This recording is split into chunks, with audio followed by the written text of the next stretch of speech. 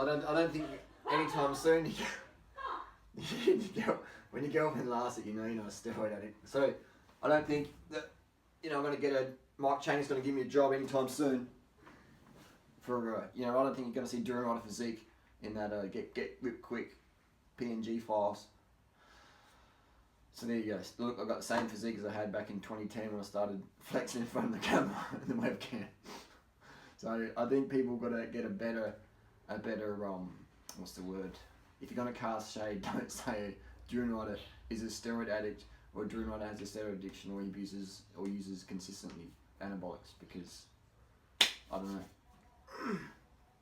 I can be the third TMW. Now those guys are fucking fake natty. So is John Venus. So here we have Sleeping Cat, and we have blood tests. I just got these back from the doc, and so we have Mr. Harley Johnstone, date of birth. That's me. Still my ID if you want, but hemoglobin. So these things might not mean much to some people, but there's nothing out of range. If it's out of range, it'll be like an asterisk next to it. It'll be like bold print, but it's always good. It's always good. All values within reference intervals. Okay, so that's 1st of March 2017. So latest blood test, no anemia, 16 years vegan. This is me after 16 years vegan. No worries there at all. So that's that one done. And then we're going to go over here and look at our testosterone, because if you read everything on the internet, some people say, oh, durianrider, he's like this like steroid crazed freak. And I'm going to show you my physique in a second, and you can decide that. But let's look at the blood test, all right? So the range is 11 to 32, okay? So if I was using any testosterone consistently, I'd be over this end or in the upper end of that. If I was abusing testosterone, this number would be about 60 to 80, even up to 100, all right? So you can see that I'm bang in the middle. Probably more on the lower normal range. And if we go down here, we can see that, I'm consistent. There's no spikes, there's no jumps around. It's very consistent, what we see with durianrider. So there you go. So, and that time I did that steroid cycle back in 2014, like 2 years before then. Actually, it was late 2014. I think I got up to like 28 or something like that. And it would have just kept, if I stayed on, it would have just kept going up and up and up.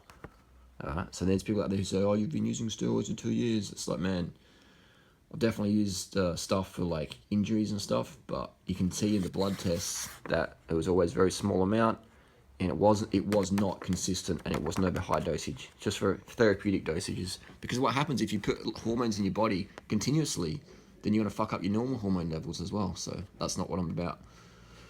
There you go. So hopefully that quashes any discussions, any debates about durianrider. And this is IndyPack. This is pre-IndyPack blood test. I'll do some blood tests to see where I'm at health-wise. And I should have done a video guessing what numbers I'd get. I sort of guessed around these numbers. Again, hemoglobin and stuff like that, that can vary hour to hour based on your hydration. So, and I've done hardly any training in the last 2 weeks, so my numbers are probably a little bit higher. With training, that can drop down just from like dehydration or different way the body holds water, etc., dilutes things. But platelets, everything's great. So if you're abusing anabolics, you'll see that number go up to 200, and you'll see a lot of muscle in the person as well. And that's hematocrit, that will go over 60 sort of thing. But again, these numbers vary a lot based on your hydration. Because I haven't done much training, they're pretty sort of, what I would say, normal. There you go, that's the blood tests. I put my blood tests out there. I put my shirtless physique out there, much to some people's shock. Or some people's triggering or enjoyment or whatever. But I've just put it out there, man. And I put my power data up on Strava so you can see everything. There's no suspicious spikes or physique changes or whatever. You see me, I'm always about 3.9, 4.1% body fat all year long, just lean, healthy. If you look at my photos and shirts, no videos, no shirts on back in 2010, 2011, you'll see the same sort of physique, similar level of performance. Nothing much changes with durianrider. I like to put the transparency out. I like to show my blood tests. I've been putting blood tests up online since 2009. And I don't know anybody on YouTube.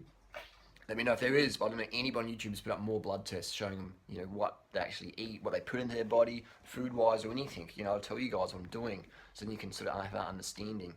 And that level of transparency does get me a lot of critics. You know, I guess they're not a lot of critics, but a vocal minority, where people are generally just jealous and they're looking for ways to trash or slander or throw shade, or, you know, people don't focus on the good things I do. They focus on the bad things I might be doing or have done or whatever, and they like to take that out of context and blow it up and carry on with it. And they want to make videos like this, showing my physique or showing my power data or showing my blood tests. Those same critics are never to be seen. They're like, you know, oh, you probably hired Steven Spielberg and faked it up. Hey, look, any of you critics out there, we'll go down to my local doctors and they can print off the results in front of you. I can draw blood again. If you want to put $50,000 or $100,000, or maybe you don't have the money, maybe it's just $1,000. You want to put the money on the table, I'll gladly do it. My only condition is we get to YouTube it, because I want to see all the audience see your face when you see the blood come out of me, and then you see the doctor hand back the results, and you see that face of like, I want to see that face of disappointment.